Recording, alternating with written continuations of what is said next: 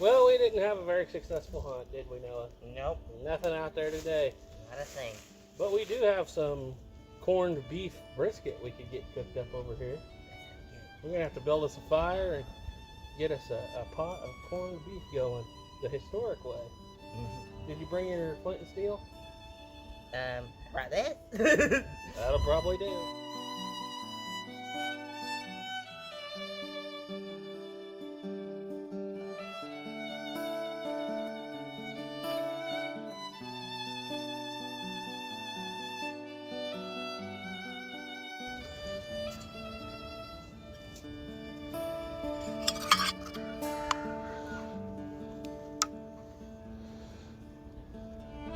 Get a good amount in there.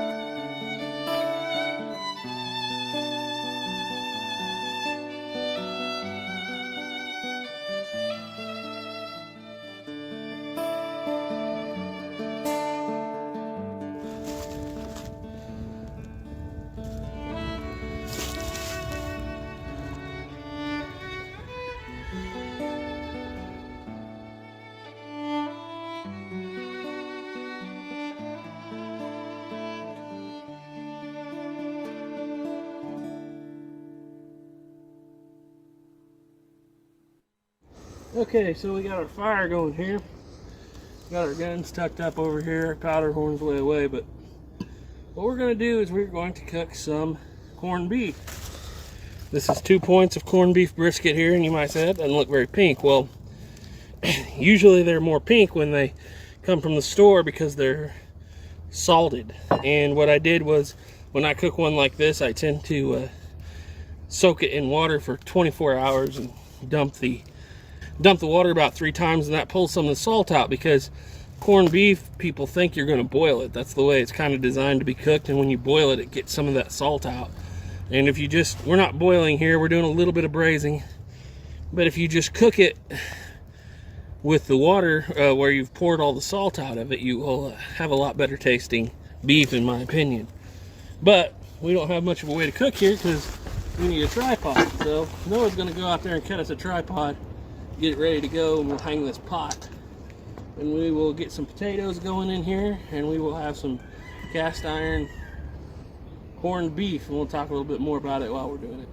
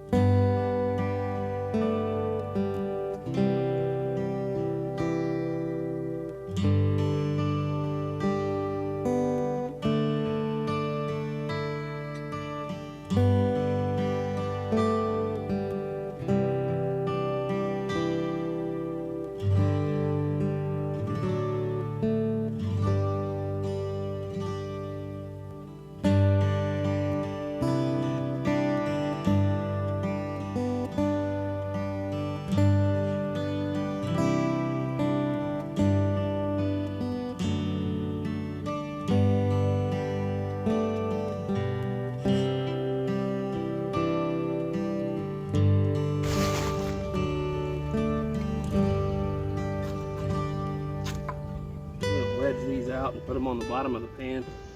I don't like the meat sitting right down on the cast iron. I like to put the potatoes down on the bottom there. And since this corned beef is so salted, you don't really need to add any salt to it. Now, we could add pepper and spices and all kinds of other things, but we're doing this the old-fashioned way. So kind of the history of corned beef in the Irish, it's kind of an interesting story. You see, corned beef wasn't really a thing in Ireland. I don't think it still is to this day. It's back in the day, on St. Patrick's Day, they would have ate boiled bacon and cabbage.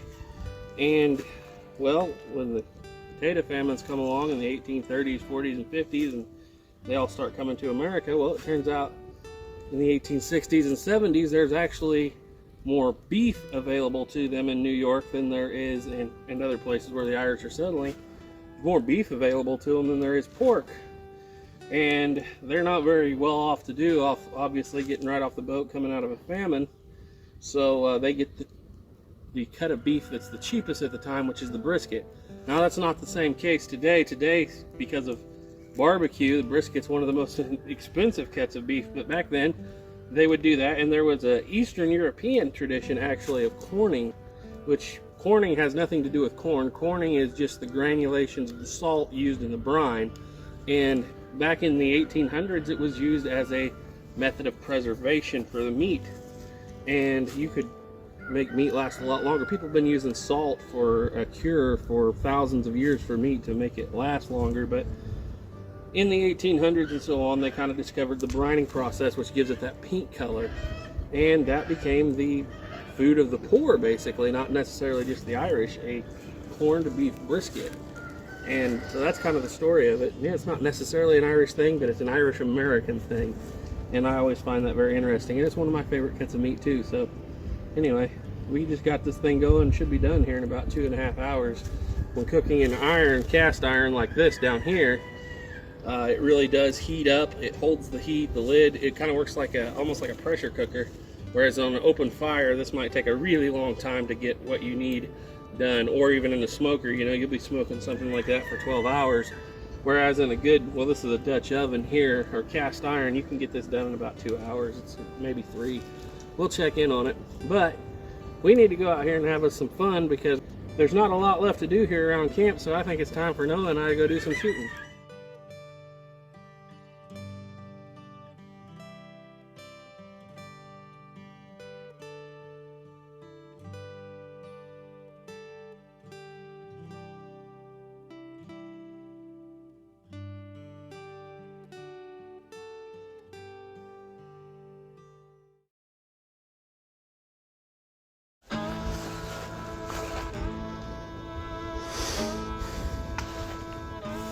been loaded for 3 hours. You think she'll go off? Maybe. We need to find the target. How about that skip over there?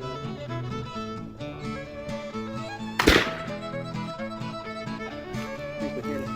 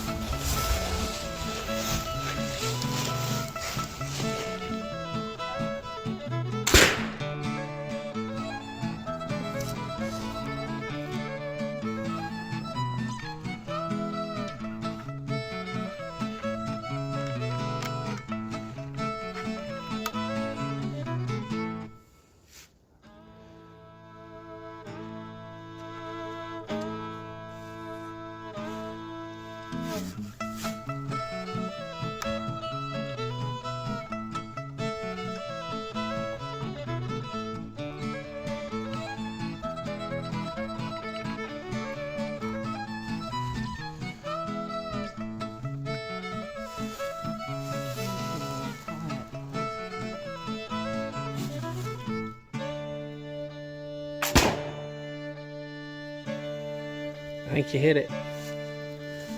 Killed that deer. You killed him dead.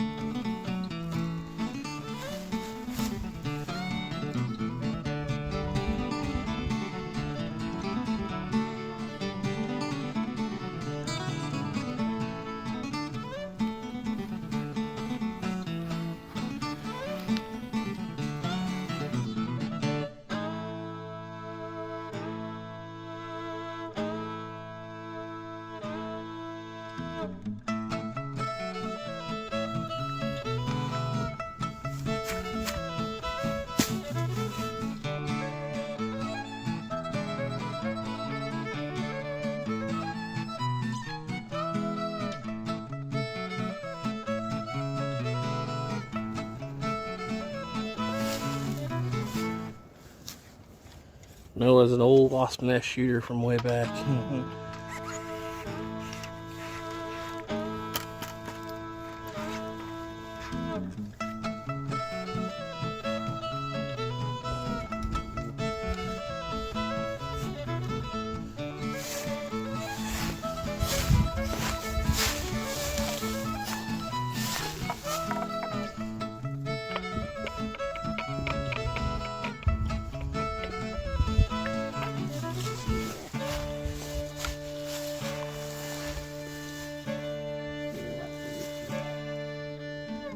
Just a tree limb.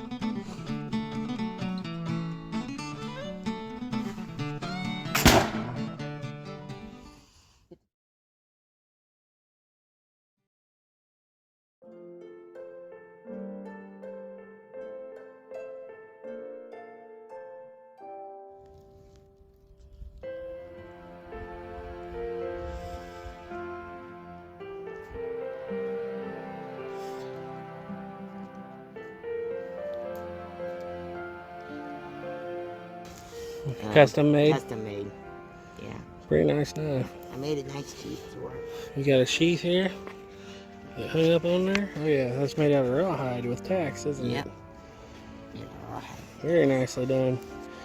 All I have is my little French carver, and you might say that looks filthy, and actually Ethan made this, and for some reason he re-hardened it, made it out of a file, and he hardened it in blackened oil, so it gave it that black color. It's perfectly clean. It just stays a weird color, which I actually like.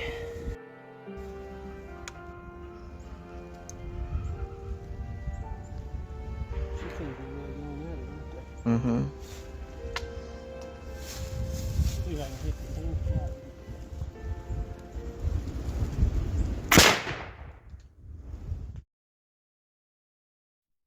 All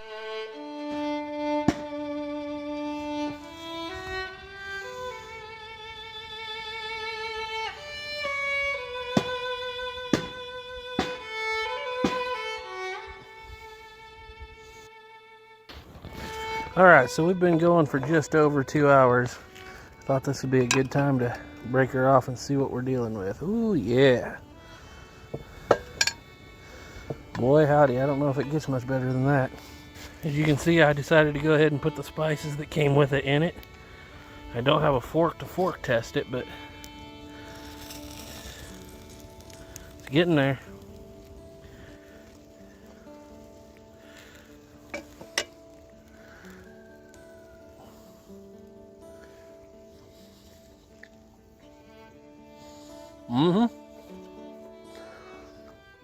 I think we're about there.